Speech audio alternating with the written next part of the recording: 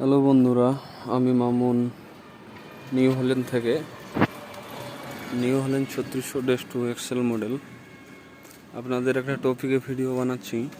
সেটা হলো পাওয়ার স্টার্টিং।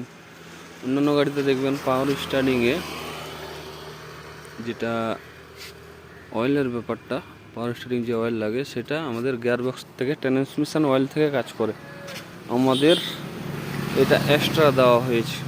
এই দেখেন, এক্সট্রা দেওয়ার মানে হলো কি, যে আমাদের যে পাওয়ার স্টারিংয়ের পাম্প আছে বা যেটা ইউনিট আছে সেটা যেন ক্ষতি কম হয় এবং আমাদের পাওয়ার স্টারিংয়ের যে সিলটা আছে সেটা কম কাটে।